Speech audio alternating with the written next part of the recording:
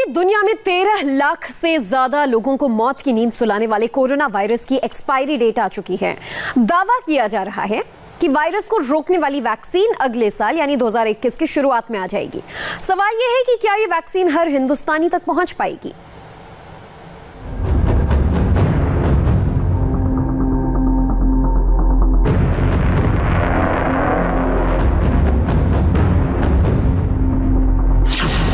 दुनिया भर के वैज्ञानिकों का दावा है कि ये दुनिया की वो 4 वैक्सीन है जो कोरोना से बचा सकती है। इनमें पहली वैक्सीन है अमेरिका की कंपनी फाइजर की वैक्सीन, दूसरी है अमेरिका की ही मॉडर्ना कंपनी की वैक्सीन और तीसरी है रूस की स्पुतनिक वैक्सीन और चौथी भारत में तैयार की जा रही है कोवैक्सीन।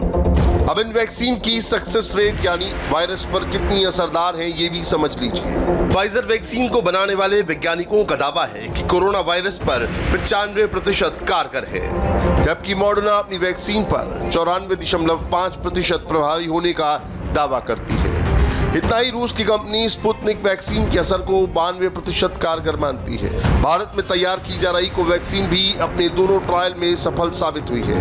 अब इसके तीसरे फेज के परिणामों का इंतजार है, यानी इन चारों वैक्सीन के इस्तेमाल से कोरोना वायरस का अंत नजदीक दिखाई दे रहा है।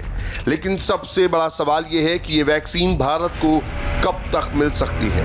हालांकि भारत सरकार वैक्सीन को भारत में लाने की कोशिशें तेज कर चुकी है, इसलिए उम्मीद और जरूरत दोनों बहुत ज्यादा है। देखिए, वैक्सीन जब आएगी तो सबसे पहले तो हाई रिस्क ग्रुप को दी जाएगी। उसके बाद जिन लोगों को ज़्यादा इन्फेक्शन के चांसेस हैं, हेल्थ केयर वर्कर्स हैं, उनको दी जाएगी।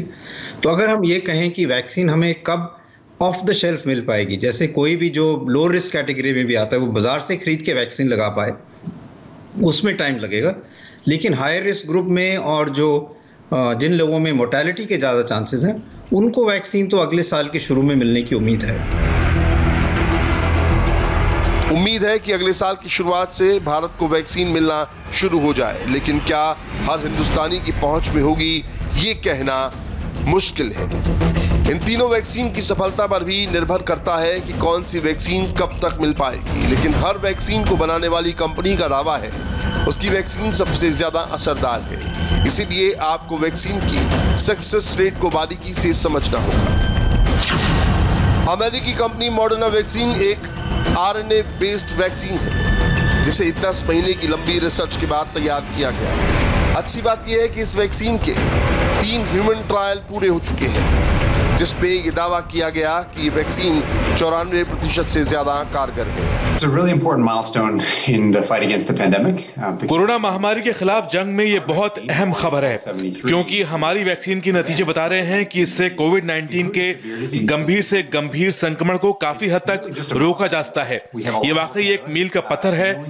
हालांकि हमें आगे अभी बहुत काम करना है। वैक्सीन के इफेक्टिव होने के बावजूद हमें और डेटा जुटाना है और इसकी स्टडी करनी होगी। इसके बाद हमें बड़े पैमाने पर वैक्सीन बनाने का काम शुरू करना होगा। And then of course we need to get busy manufacturing.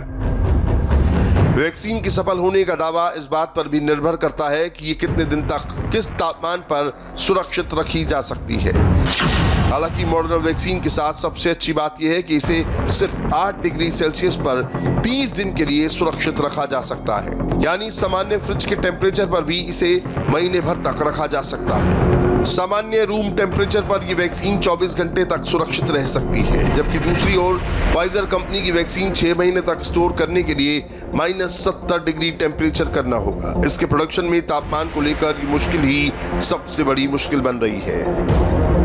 हालांकि वैज्ञानिकों का दावा है कि वायरस से सुरक्षा देने में ये दोनों वैक्सीन बहुत हद तक कारगर हैं। मैं ये कहूँगा कि ये एक बहुत अच्छी न्यूज़ है, क्योंकि इसका ये मतलब है कि जो वैक्सीन बन रही हैं वो इफ़ेक्टिव वैक्सीन्स हैं। और ये सारे वैक्सीन डेवलपमेंट में एक पॉजिटिव न्यूज़ है कि जो लोग वैक्सीन बना रहे हैं उनको ये इन्फॉर्मेशन अब मिल रही है कि हमारी वैक्सीन कामयाब होने के चांसेस ज़्यादा हैं। और दूसरा चीज़ कि वायरस में इतना चेंज नहीं आया कि वैक्सीन असर कम करे, और जो रिसर्च हो रही है वो वैक्सीन की जो डायरेक्शन है वो ठीक चल रही है। तो उम्मीद यही है कि जो हमारे यहाँ भी वैक्सीन आएगी वो भी जो एफिकेसी उसकी अच्छी होगी और इससे पैंडेमिक कंट्रोल में हमें काफ़ी हद तक राहत मिलेगी। कोवैक्सीन जो है उसकी भी इंफॉर्मेशन अभी तक अच्छी है। उम्मीद यही है कि वो वैक्सीन भी हमें अच्छी एफिकेसी देगी। अभी तक डेटा जो आया है वो काफ़ी इनकरेजिंग है। भारत में वैक्सीन के आने को लेकर अगले साल का वक्त दिया जा रहा है। इसके लिए 2 अमेरिकी और एक ब्रिटिश कंपनी से बातचीत जारी है, जिसके तहत ऑक्सफोर्ड, फाइजर और मॉडर्ना की वैक्सीन से प्रोडक्शन लेवल पर साझेदारी हो सकती है। लेकिन भारत की अपनी वैक्सीन भी कारगर होने के कगार पर पहुंच चुकी है। भारत की अपनी कोरोना वैक्सीन कोवैक्सीन का ट्रायल तीसरे चरण में पहुंच चुका है।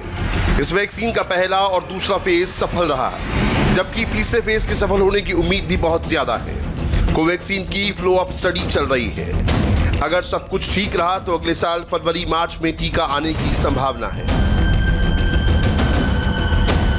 कुल मिलाकर वैक्सीन के इंतजार की बात की जाए तो 2021 कोरोना वायरस पर भारी पड़ सकता है, क्योंकि इन चारों वैक्सीन के आने की संभावना अगले साल में पूरी होती दिखाई दे रही है। उम्मीद है वैक्सीन आने के बाद कोरोना से मौत की बढ़ती संख्या को रोका जा सकता है, लेकिन तब तक आपको अपने स्तर पर ही वायरस से बचकर रहना होगा। इसलिए वैक्सीन आने तक वो सारी सावधानियां रखिए जिससे वायरस को रोका जा सके।